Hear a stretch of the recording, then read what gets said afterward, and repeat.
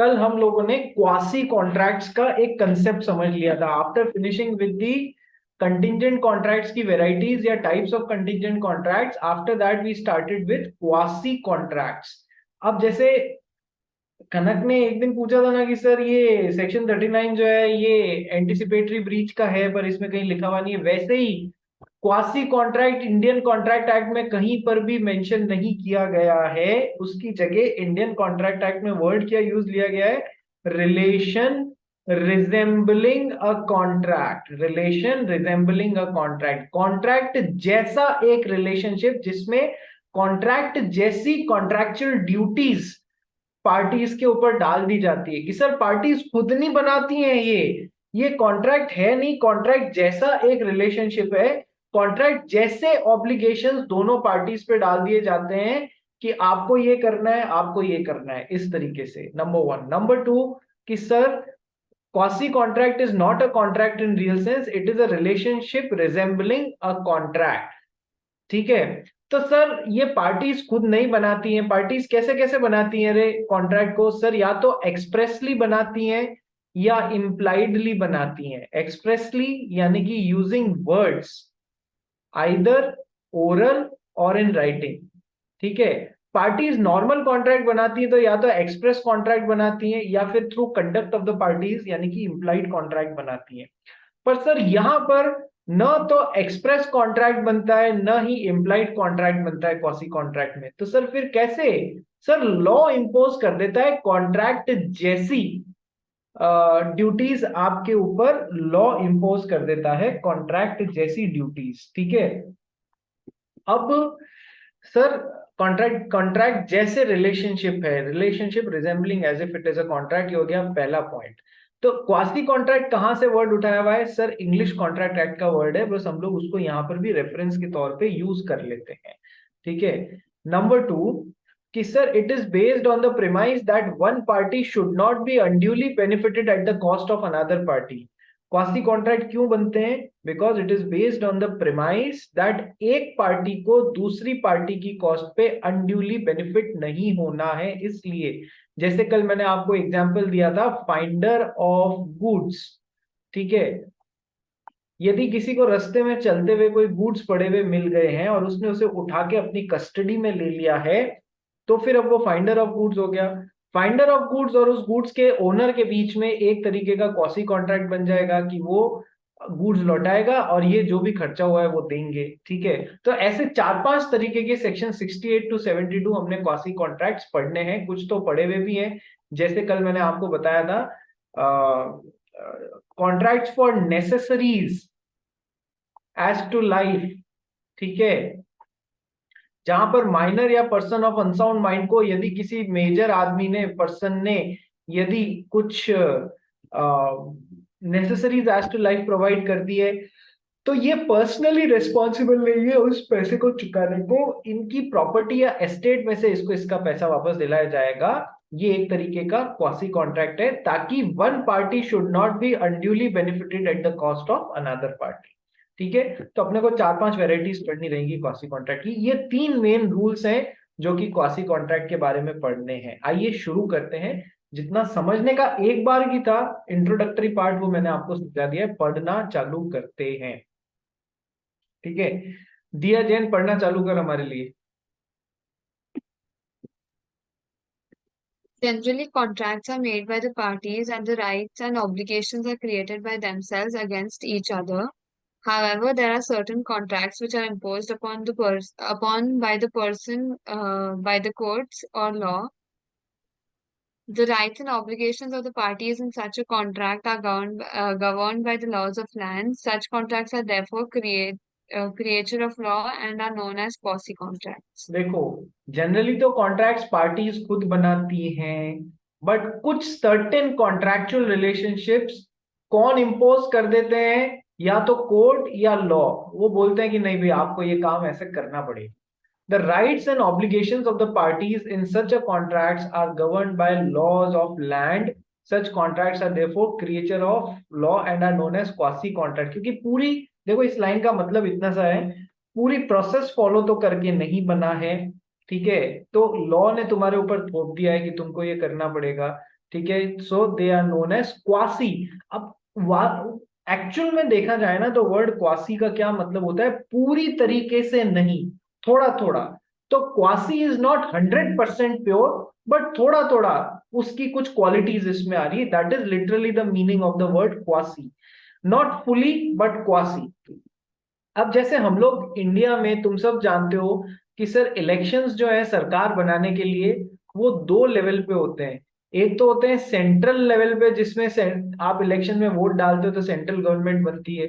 एक होता है स्टेट लेवल पे, इलेक्शन होते हैं स्टेट के अलग से, जैसे महाराष्ट्र के अलग से स्टेट गवर्नमेंट है, तो स्टेट गवर्नमेंट के अलग से इलेक्शंस होते हैं। तो मैं पूरी इंडिया की बात करूं तो सर उसमें सेंट्रल गवर्नमेंट पूरे इंडिया पे मतलब गवर्नमेंट जरूर है सेंटर को लेके, लेकिन स्टेट का भी अपना रोल है। ठीक है, स्टेट की भी गवर्नमेंट चुनी जाती है। ठीक है, तो हमारे यहाँ पर इसको एक मिक्स्ड बैग बोला जाता है, फेडरलिज्म। फेडरलिज्म कभी आप लोगों ने पढ़ा है इन योर लोअर क्लासेस, कि इंडिया में फेडरल फेडरल गवर्नमेंट होती है, ठीक है, बट 100% फेडरल नहीं, क्वासी फेडरलिज्म होता है इंडिया में। देखो थोड़ा तुम लोग का अभी क्या है, ज्यादा हो जाएगा तुम्हारे लिए। क्वासी फेडरलिज्म मतलब, हाँ हमारे यहाँ पर सेंट्रल गवर्नमेंट जरूर है, लेकिन 100% राज उसका नहीं है, थोड़ा उसका है, थोड़ा स्टेट गवर्नमेंट्स का है, दोनों मिलके लॉज बनाती है, दोनों ने टॉपिक बांट लिए कौन से एरिया में लॉ किसका चलेगा। ठीक है, अब जैसे डिफेंस की बात करूं तो सेंट्रल गवर्नमेंट 100% रिस्पॉन्सिबल है देश की रक्षा के लिए, उसमें स्टेट्स कुछ नहीं करेंगे। ठीक है, कुछ दूसरे मैटर्स ऐसे होते हैं जैसे कि बिजली वगैरह, वो स्टेट का मैटर है, उसमें सेंटर बीच में है ना इंटरफेरेंस नहीं करेगा। तो उन्होंने ऐसी कॉन्स्टिट्यूशन ऑफ इंडिया में लिस्ट बांट ली है। 100% फेडरल फॉर्म ऑफ गवर्नमेंट नहीं है, क्वासी फेडरलिज्म है, मिक्स्ड फॉर्म है फेडरलिज्म का, 100% प्योर फेडरलिज्म नहीं है। उसी तरीके से क्वासी कॉन्ट्रैक्ट 100% प्योर कॉन्ट्रैक्ट नहीं है, कॉन्ट्रैक्ट जैसा दिखने वाला एक रिलेशनशिप है। ठीक है, not pure relationship. So quasi contracts are contracts which are created neither by words spoken और रिटन, यानी कि ये तो हो गए एक्सप्रेस, एक्सप्रेस कॉन्ट्रैक्ट भी नहीं है, number one. Number two, nor by the conduct of the parties, यानी कि ये इम्प्लाइड कॉन्ट्रैक्ट भी नहीं है। ठीक है, तो फिर कैसे बना, these are created by law. Law ने बोला है कि ऐसी सिचुएशन में आप दोनों के बीच में क्वासी टाइप का कॉन्ट्रैक्ट रहेगा जिसमें आप दोनों को ये करना पड़ेगा। ठीक है, अब एग्जाम्पल देखो, मिस्टर पी ने अपने गुड्स जो है वो मिस्टर क्यू की शॉप पे छोड़ दिए गलती से, तो पी और क्यू के बीच में एक क्वासी कॉन्ट्रैक्ट बन गया कि क्यू उन गुड्स को लौटाएगा, otherwise mister Q will be unduly benefited at the cost of mister P, then it is the duty of mister Q to return the goods to come, और यदि या फिर उन्होंने गुड्स को यदि काम ले लिया है तो कंपनसेट द प्राइस, दोनों में से जो भी पॉसिबिलिटी बनती है वो करें।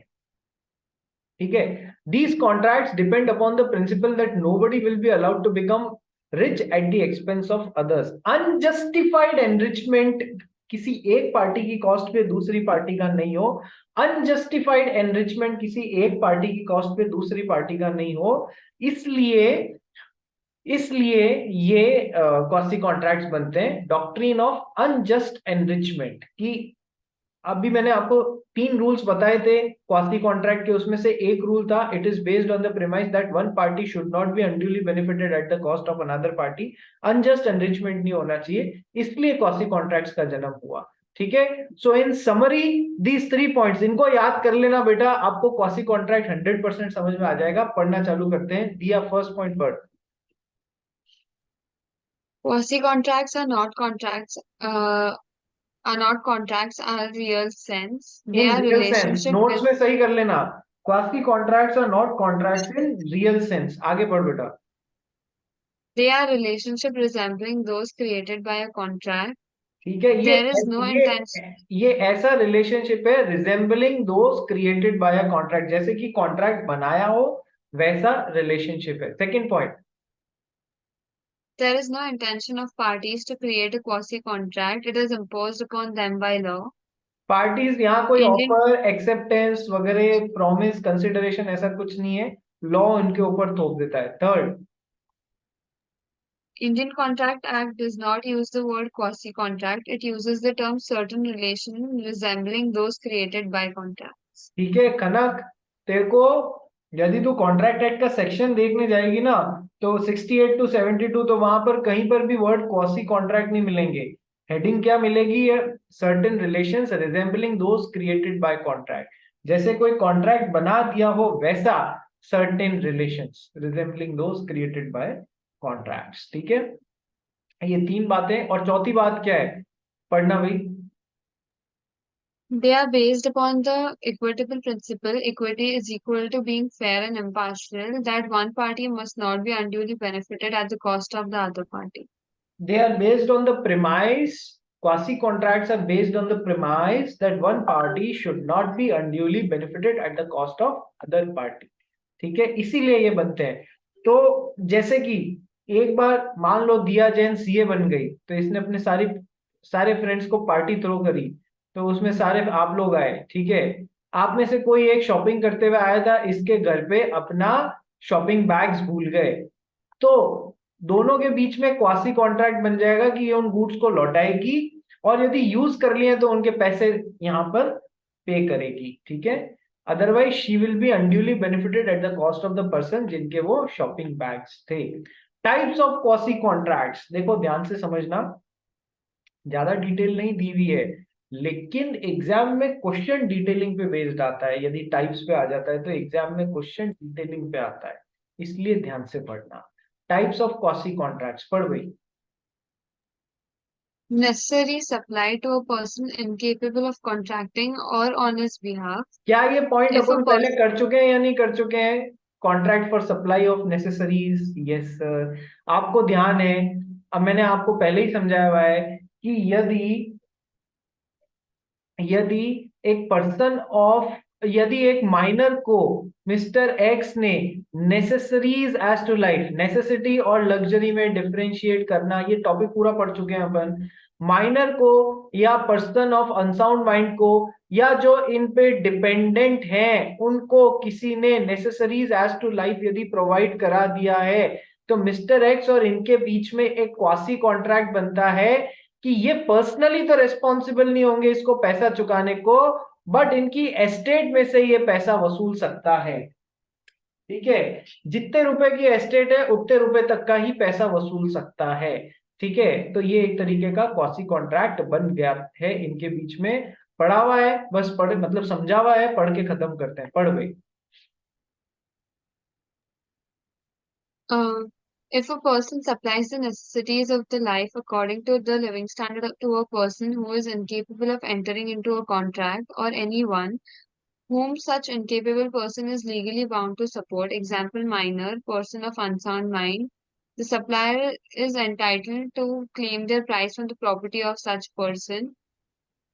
Example, A supplies B, a lunatic with necessaries suitable to his condition in life. A is entitled to be paid out of B's property. A is entitled to be paid out of B's property। ठीक है, ये था पहला, समझा हुआ है, इसलिए ज्यादा टाइम नहीं खराब करेंगे। सेकंड पढ़ गई। Reimbursement of person paying money to another in payment of which he is interested. Stop. If a per second क्या है? Reimbursement of person paying money to another in the payment of which he is interested. Example समझो, example में mister X ने एक जमीन lease पे ली थी मिस्टर वाई से। मिस्टर एक्स ने एक जमीन लीज पे ली थी मिस्टर वाई से, कितने सालों के लीज के लिए? 10 इयर्स की लीज के लिए। अब जो जमीन होती है ना बड़ी चौड़ी, उस पे कुछ जमीन से संबंधित टैक्सेस लगते हैं जो कि मालिक को भरने होते हैं। मिस्टर वाई ने गवर्नमेंट को वो इस जमीन पे जो उसने लीज आउट किया उस पे टैक्सेस नहीं भरे हुए थे ना, वो भर रहा था। गवर्नमेंट का सीधा सा हिसाब है, या तो टैक्सेस भरो, और यदि आप टैक्सेस नहीं भर सकते हो तो आप की प्रॉपर्टी जो है वो कुर्क कर ली जाएगी। कुर्क का मतलब वो प्रॉपर्टी जो है वो गवर्नमेंट अपने पास में ले लेगी, नीलाम करेगी, जितने भी पैसे टैक्स के बाकी हैं वो ले लेगी, बाकी के दे देगी। ठीक है, तो सर अब यदि मिस्टर वाई ने पैसा तो भरा नहीं गवर्नमेंट को टैक्स का उस जमीन के ऊपर, लेकिन मिस्टर वाई ने वो जमीन मिस्टर एक्स को किराए पे दी हुई है। अब गवर्नमेंट यदि ये प्रॉपर्टी कुर्क करती है तो मिस्टर एक्स के इंटरेस्ट हैम्पर हो जाएंगे या नहीं हो जाएंगे? मिस्टर एक्स को उससे फर्क पड़ने लग जाएगा या नहीं लग जाएगा? हाँ सर। मिस्टर एक्स क्या हुई? एक इंटरेस्टेड पार्टी हुई, उसका इस पूरे मैटर में इंटरेस्ट इन्वॉल्व हो रहा है, इंटरेस्टेड पार्टी है, ठीक है। क्योंकि यदि वो जमीन से उसके हित संबंधित हैं, ठीक है, यदि ये जमीन कुर्क हो जाती है तो वो कहाँ जाएगा भाई? सो यदि जो पैसा मिस्टर वाई को गवर्नमेंट को चुकाना था वो मिस्टर एक्स जो किराएदार है उसने गवर्नमेंट को चुकाया, so this is a payment by an interested person, ठीक है, जिसको उस प्रॉपर्टी में इंटरेस्ट है। तो अब एक्स और वाई के बीच में एक क्वासी कॉन्ट्रैक्ट बन गया कि मिस्टर एक्स मिस्टर वाई से ये पैसा वसूल सकते हैं। इन दोनों के बीच में एक तरीके का क्वासी कॉन्ट्रैक्ट लॉ ने इंप्लाई कर दिया है that payment by an interested person on behalf of another person. तो इन दोनों के बीच में क्वासी कॉन्ट्रैक्ट बन गया, मिस्टर एक्स मिस्टर वाई से ये पैसा वसूल सकते हैं। क्या तुमको ये second type of quasi contract समझ में आ गया? यस, ऐसा मैटर मेरे आंखों के सामने हुए कि जहां पर किराए पे दुकान दी हुई थी, उस पे टैक्स नहीं चुकाया जा रहा था मकान मालिक के द्वारा गवर्नमेंट को, किराएदार ने चुका दिया, किराएदार अब ये पैसा मिस्टर वाई से वसूल सकता है। मिस्टर एक्स जो किराएदार है वो लैंडलॉर्ड मिस्टर वाई से एक पैसा वसूल सकता है। कैसे? क्योंकि इन दोनों के बीच में क्या बन गया? क्वासी कॉन्ट्रैक्ट बन गया। क्या ये सेकंड पॉइंट सबको समझ में आ गया? बोलिए हाँ या ना। बाने भी समझ आ गया तेरे को? Yes sir. शिरीन, पुलकित, मंशा, कनक? Yes sir. ठीक है, चलिए। अच्छा, मैं एक बात बताना भूल गया या रह गई कि सर जब भी नेसेसरीज एज टू लाइफ पे क्वेश्चन आए ना, एक सिचुएशन वैसी देते हुए, तो सर आपको कीवर्ड ये तो मेंशन करना ही है, necessaries as to life supplied by a person incapable of contracting या और ऑन हिज बिहाफ, जो उनके डिपेंडेंट है उनको।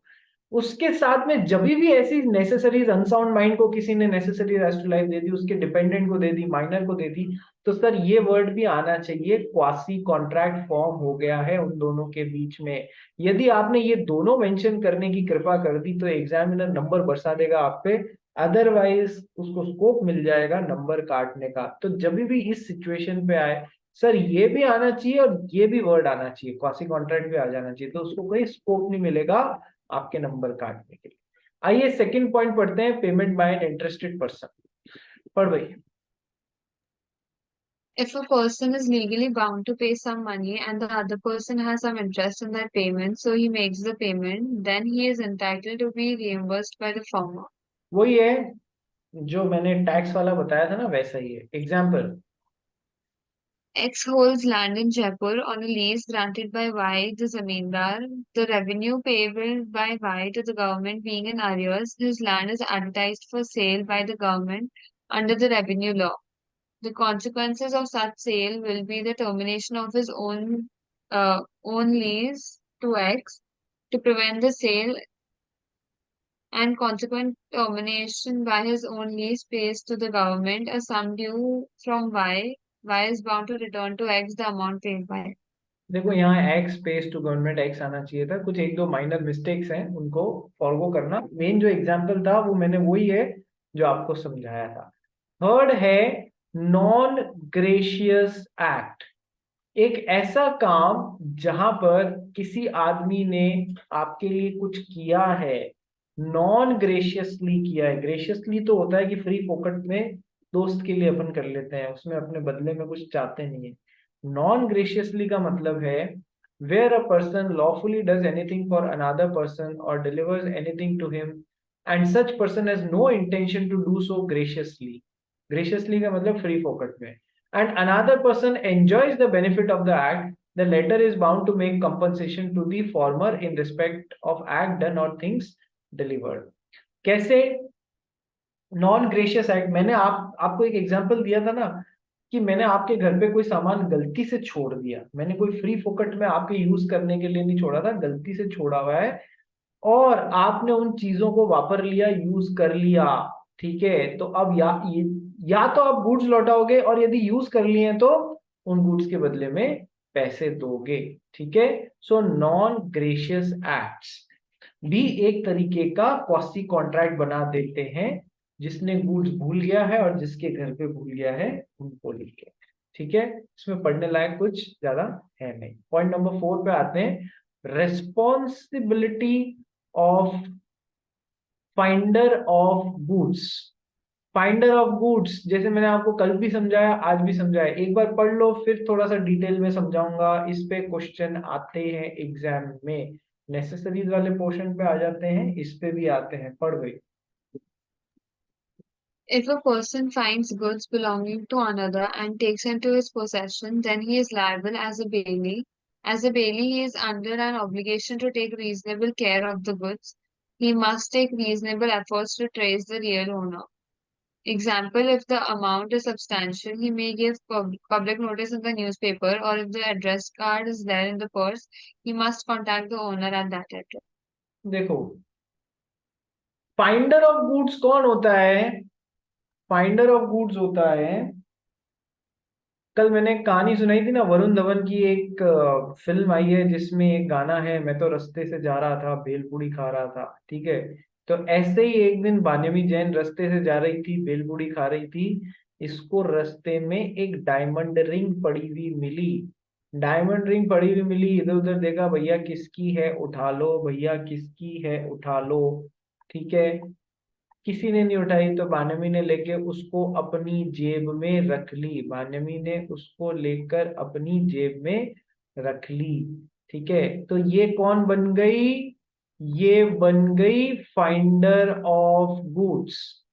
ठीक है, इसको गुड्स पड़े हुए मिल गए, ये बन गई फाइंडर ऑफ गुड्स।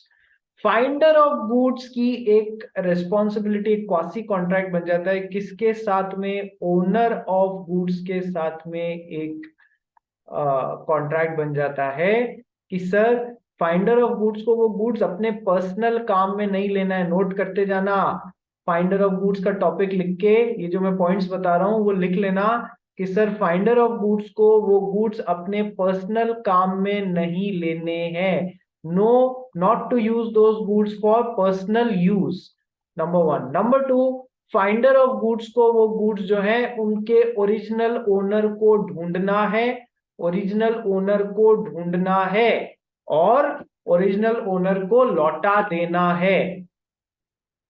ठीक है, उसको रिटर्न कर देना। ये क्वासी कॉन्ट्रैक्ट बन चुका है दोनों के बीच में, लॉ ने बनाया है ये क्वासी कॉन्ट्रैक्ट। ठीक है, ओनर ऑफ गुड्स की क्या रिस्पॉन्सिबिलिटी है कि फाइंडर ऑफ गुड्स को आपको उन गुड्स में ढूंढने में यदि कोई खर्चा हुआ है या उन गुड्स को मेंटेन करने में कोई खर्चा हुआ है तो ओनर ऑफ गुड्स वो फाइंडर ऑफ गुड्स को लौटाएगा। मैं जो भी पॉइंट बोल रहा हूं उसको नोट करना है आपको। ठीक है, कि सर पर्सनल यूज में नहीं लेना है, ओरिजिनल ओनर को लौटाना है। सर, फाइंडर ऑफ गुड्स का जो भी खर्चा हुआ है वो ओनर ऑफ गुड्स की रिस्पॉन्सिबिलिटी है कि वो उसको मतलब फाइंडर ऑफ गुड्स को वो गुड्स जब वो फाइंडर ऑफ गुड्स वो गुड्स लौटाएगा ओनर को, उससे पहले वो खर्चा मांग सकता है कि पहले खर्चा दो फिर आपका गुड्स दूंगा। ठीक है, तो ये हो जाता है फाइंडर ऑफ गुड्स, दोनों के बीच में क्वासी कॉन्ट्रैक्ट बन जाता है। फाइंडर ऑफ गुड्स को उस गुड्स के ओरिजिनल ओनर को ढूंढने की भी रिस्पॉन्सिबिलिटी है, उसको एफर्ट्स करने हैं, दोनों के बीच में बन जाता है। क्या ये इतनी सी बात समझ में आ गई आपको? फाइंडर ऑफ गुड्स में क्वासी कॉन्ट्रैक्ट, यस और नो? अभी तक 4 बातें बताई हैं, 1 2 3 4। ओरिजिनल ओनर को ढूंढने की वो करनी है। खर्चा यदि फाइंडर ऑफ गुड्स का कुछ हुआ है तो वो उसके लिए गुड्स को अपने पास में लियन जैसे रख सकता है, लियन एक्सरसाइज कर सकता है, गुड्स पे अपने पास दबा के रख सकता है कि पहले खर्चा लाओ फिर। ठीक है, क्या ये बातें समझ में आ गई फाइंडर ऑफ गुड्स की? अब एक दो दो तीन और इंपॉर्टेंट पॉइंट्स। नेक्स्ट, कि सर यदि ये नोट्स में कहीं नहीं लिखा हुआ है, ये बहुत एनालिसिस के बाद मैं आपके लिए ढूंढ के लाया हूं और इस पे भी क्वेश्चंस आ जाते हैं कि सर यदि फाइंडर ऑफ गुड्स का खर्चा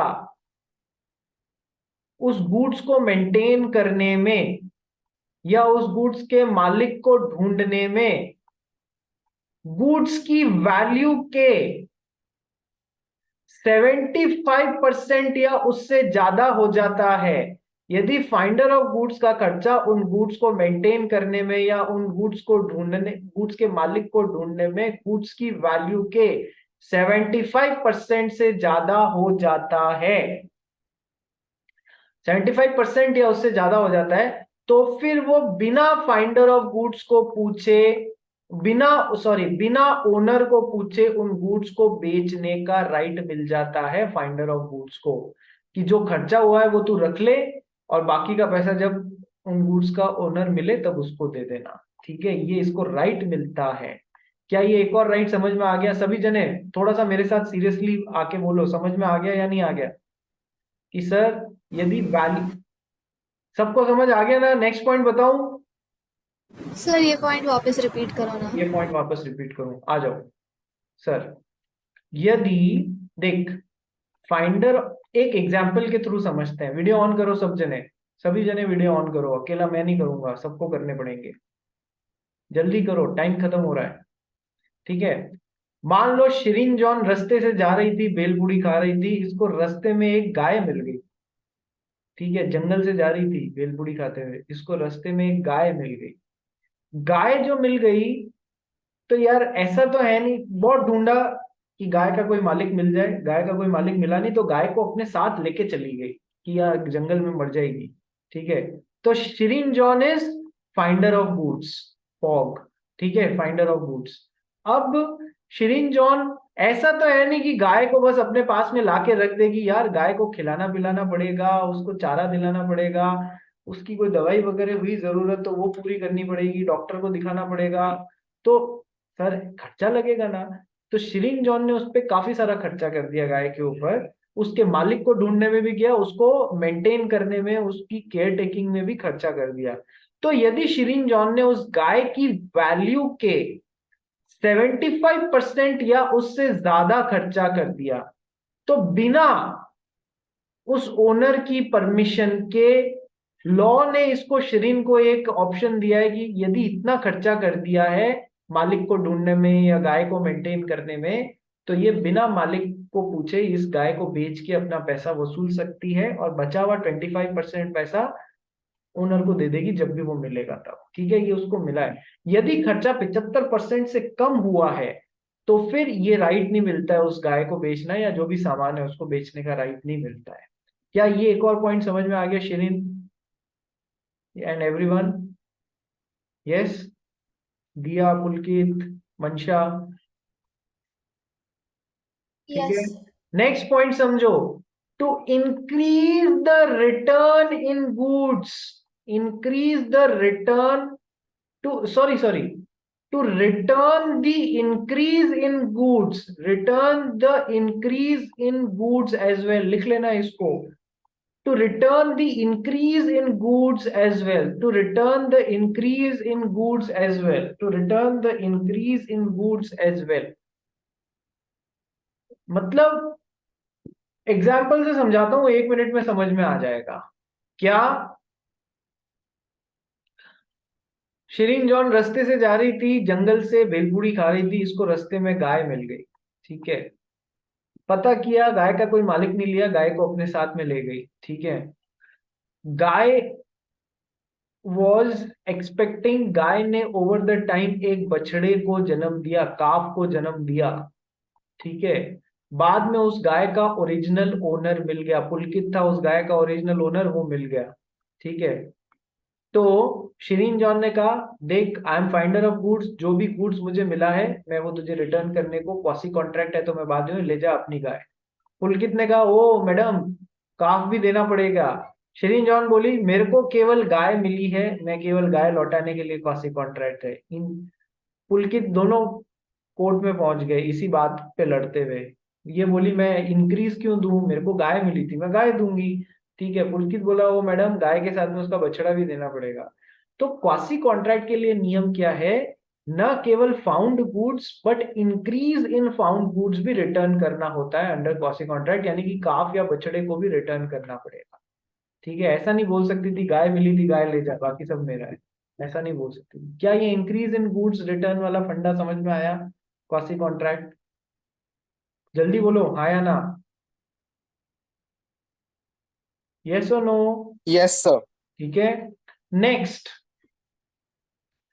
सर, यदि अब समझना और समझना, जो भी मैं बोल रहा हूं यदि अभी नोट नहीं किया है तो वापस वीडियो रिपीट मोड में डाल के देख के और नोट करना, इस पे क्वेश्चन आ जाते हैं कई बार, जो भी मैं क्वासी कॉन्ट्रैक्ट के बारे में बता रहा हूँ। नेक्स्ट पॉइंट, क्वासी कॉन्ट्रैक्ट में फाइंडर ऑफ गुड्स में एक और बात है, यदि जो फाइंडर ऑफ गुड्स को यदि कोई पेरिशेबल आइटम मिला है, पेरिशेबल आइटम मिला है, पेरिशेबल आइटम क्या होते हैं, जिनकी शेल्फ लाइफ बहुत कम थी, जैसे कि शिरीन जॉन को एक सब्जी का टोकरा पड़ा हुआ मिल गया, वेजिटेबल, तो सब्जी का जो टोकरा है, पेरिशेबल आइटम्स मिले हैं ना, यस सर, पेरिशेबल आइटम्स मिले हैं, तो ये शिरीन जॉन को कोशिश जरूर करनी है उसके ओरिजिनल ओनर को फाइंड करने की, अरे भाई किसका है, लेकिन सर यहाँ पर 3-4 घंटे से ज्यादा टाइम मिलेगा नहीं।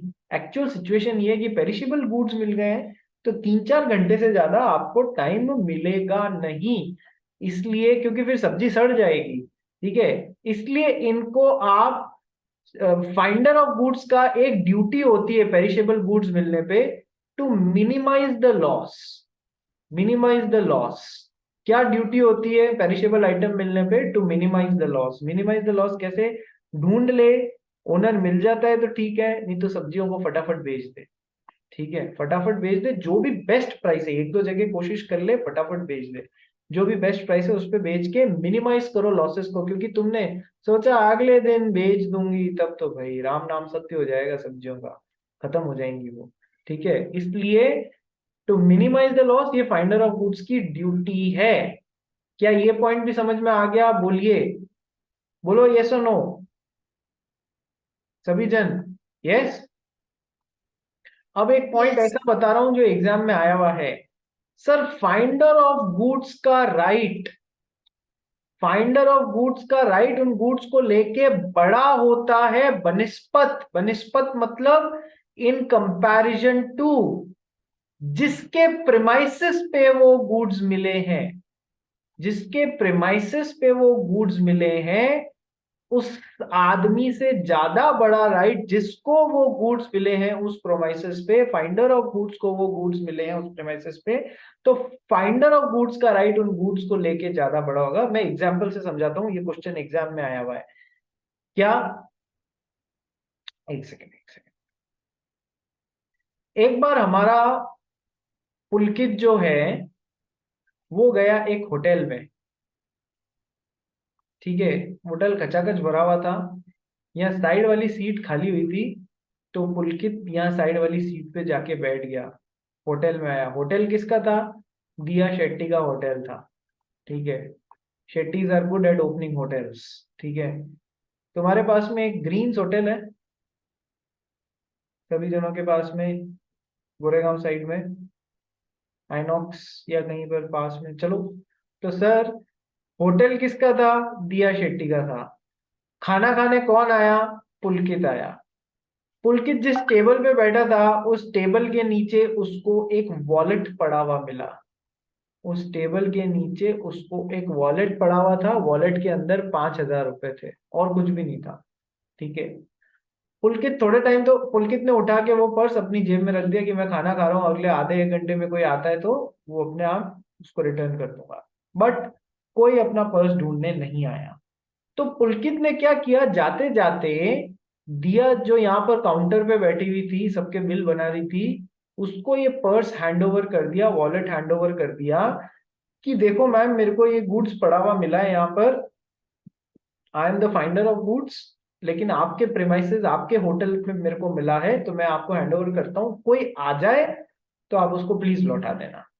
3 दिन बाद पुलकित वापस आया इस होटल पे, दिया से पूछा मैम कोई आया उस पर्स को ढूंढने? दिया बोली नहीं कोई नहीं आया। तो पुलकित बोला मैम वो पर्स मेरे को वापस दे दीजिए। दिया ने मना कर दिया कि मेरे प्रेमाइसेस पे मेरी जगह पे मिला है, मैं आपको क्यों वापस कर दूं? पुलकित बोला नहीं, मैं फाइंडर ऑफ गुड्स हूँ, इसलिए आपको ये गुड्स मुझे रिटर्न करना पड़ेगा। दोनों पहुंचे कोर्ट में।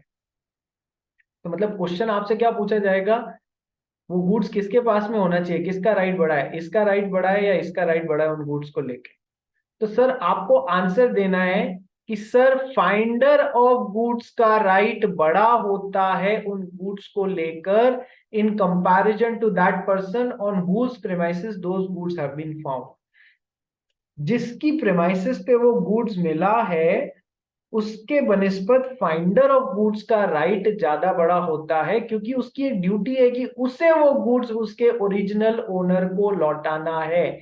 इसलिए दिया को वो पर्स पुलकित को वापस लौटाना पड़ेगा। क्या ये पॉइंट समझ में आ गया आप लोगों को? यस और no? Yes. Quasi contract, finder of goods, बहुत सारी बातें, perishable goods, increase the return in goods. Yes Mansha बोल बेटा। सर वो जगह तो दिया की थी ना, तो दिया की रिस्पॉन्सिबिलिटी पुलकित की क्यों? दिया क्या? वापस बोल। दिया को तो जो प्लेस पे गिरा था वो प्लेस तो दिया की है, तो दिया शुड बी रिस्पॉन्सिबल। पुलकित को वापस क्यों मिलेगा? एग्जैक्टली यही तो बता रहा हूँ बच्चे कि है ना, दिया इस बात पे लड़ी कि मेरी प्लेस पे मिला है इसलिए मेरा राइट बड़ा है, मैं कोई ढूंढते हुए आएगा तो मैं लौटाऊंगी। फाइंडर ऑफ गुड्स पुलकित बोला नहीं, भले ही जगह आपकी है, मिला मुझे है ना, तो मेरी रेस्पॉन्सिबिलिटी है लौटाने की, मेरा हक है, मैं इसको रख सकता हूँ, लौटाऊंगा मैं, मेरी ड्यूटी है उसको लौटाना। दोनों लड़ते हुए पहुंचे तो लॉ बोलता है कि फाइंडर ऑफ गुड्स का राइट बड़ा है उन चीज को रखने का। किसके कंपैरिजन में? दिया के कंपैरिजन में, जिसके प्रेमाइसिस पे वो मिला है। लॉ बोल रहा है, मैं नहीं बोल रहा हूं मंशा। ठीक है? हाँ सर। ठीक है, तो इसलिए पुलकित की ड्यूटी है कि उसे वो गुड्स ओरिजिनल ओनर को ढूंढ के लौटाना है। इसलिए ये उन गुड्स को पे हक मतलब रखने का राइट किसका बड़ा होगा? पुलकित का होगा, न कि दिया का। यही लॉ है। ये मत बोलना कि है ना नहीं उसके प्रेमाइसिस पे मिला है। यही तो मैं समझा रहा हूं आपको कि जिसके प्रेमाइसिस पे मिला है उससे ज्यादा बड़ा राइट उसका होता है, जो कि उन गुड्स का फाइंडर ऑफ गुड्स है। ठीक है? ठीक है मंशा? सर मेरे को एक डाउट है, अगर यही वॉलेट पुलिस स्टेशन में मिला होता तो? समझा।